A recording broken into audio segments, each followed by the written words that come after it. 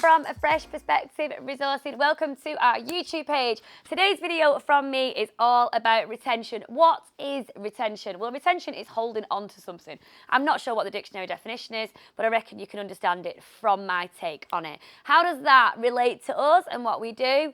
Well, retention is a massive part of recruitment. If you don't believe that it is, then you're probably not going to be very good at it. But ultimately, we would love it if we could get inside businesses, help them from the inside out, help them fix their issues with people leaving, and make sure that they held on to people by doing lots of the things that I'm going to tell you about.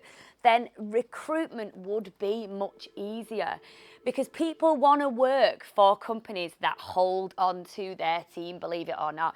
If you've got, this constant open door where people are just coming in and out, there's no stability, there's no consistency, your clients, your customers, whatever you call them, are going to be speaking to different people constantly. And this is a big thing in the recruitment agency industry. We aren't a recruitment agency, and that's why I don't refer to us in that way.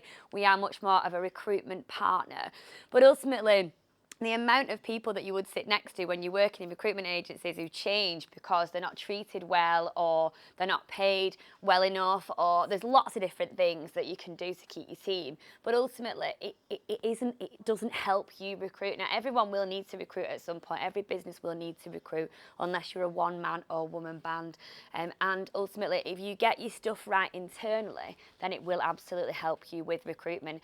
So we do something called Recruitment Director service, where me and Laura sort of parachute, this is her phrase, into your business and help you do that sort of stuff. So help you put processes in place, help you make sure that what you offer your team, your staff, is good enough so that they stay. And then we help you look at how you would go out to market. So how can you retain your team? At the moment, the main things that people want, sorry, I did just burp then, hopefully it's not too loud on the on the video, but how you can keep hold of your team. So it doesn't need to be all the sexy perks. I mean, we do loads of these kind of things at Fresh, but ultimately people are bothered about flexible working. They're bothered about holidays. I'm going to see a client later today who's offering 28 days holiday as part of their benefits. That's not a benefit. That's the law. The government, whoever it is, tells you to do that. You have to do that, or it is illegal. So therefore, it cannot be on your benefits package. Whereas if you offered 21 days, it's still shit, but it's better than 20. You should be offering more though, because across the year, it isn't that impactful, unless you're like our team and they take them all at once, and then we're absolutely gutted because nobody's in the business. But ultimately, you need to be offering more in the way of holidays. People don't come to work to never have any time off with their families, with their children. They ultimately, unless you're really career driven and that is who you are, then yeah, you might want to spend a lot of time at work. But there are people who want to spend time at home as well. Oh, Siri, shut up. Is that my Siri? I don't know. Anyway, he keeps talking to me, but I'm very sorry. I do apologise for the interruption. But yeah, so make sure that you review your current holiday allowance. So if it is the law, this needs redoing. And ultimately, the people that you've already got in your business will feel good about this, especially if you're talking to it in terms of when you're going out recruiting and finding new people and you're classing it as a benefit. But in terms of the review process as well, so the amount of companies and people that we speak to in those companies who don't review their team is quite insane. So we speak to people who are only getting a one-to-one every 6 months. I mean, how much can happen in 6 months worth of time?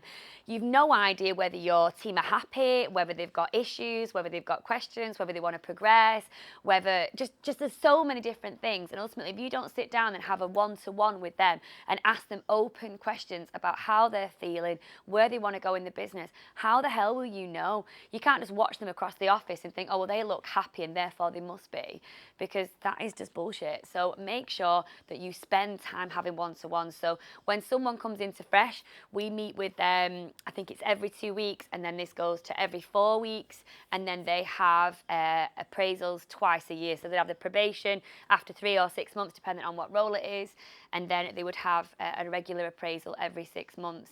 And in that, we can talk about how to retain them. How can we make you feel better in your role? So we've had recently one of our team, with Rachel, she's said that she's interested in marketing, and so therefore we have come up with a plan in order to get her involved in marketing and give her that responsibility, because she's super creative. So therefore, why would we not utilise those skills in our business? It benefits her, it benefits us, it benefits everyone.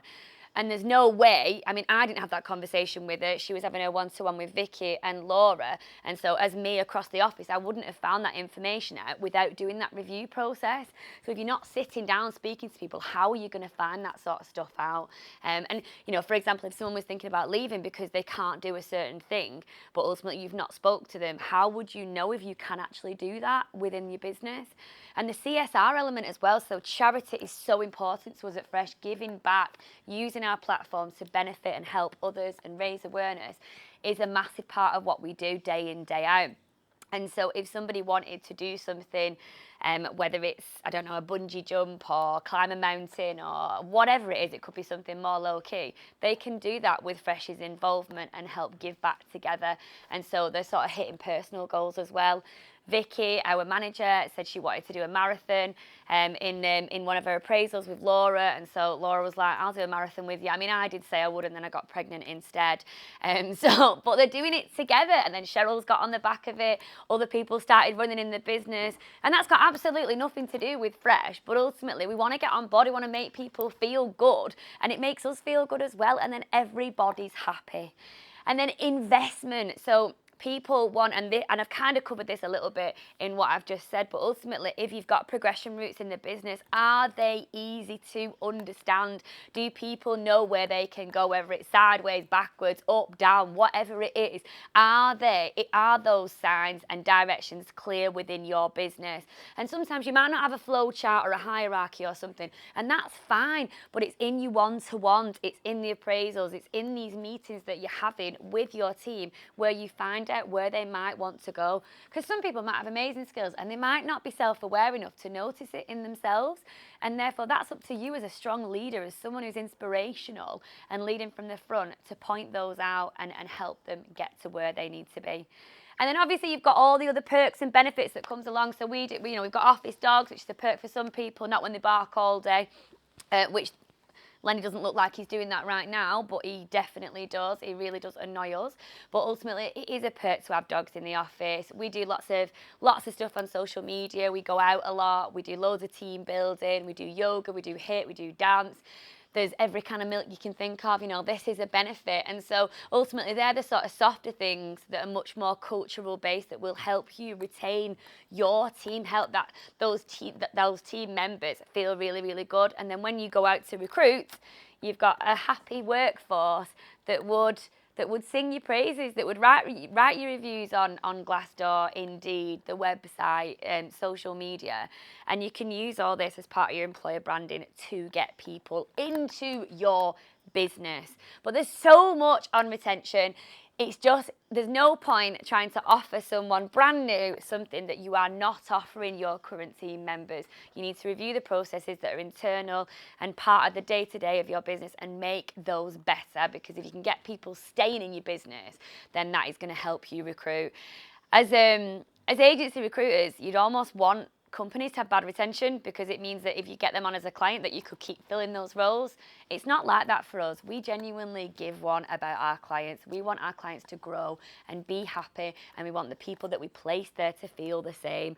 And so for us, it's super important to work on the inside out. But please, if you want more information about this sort of stuff, contact us. We do Recruitment Director, we do audits, we do lots and lots of different things that would help you to figure out where your business is at internally, and how your staff are feeling and what to do in order to solve those potential problems going forward. We've been Lenny and Emily. Bye.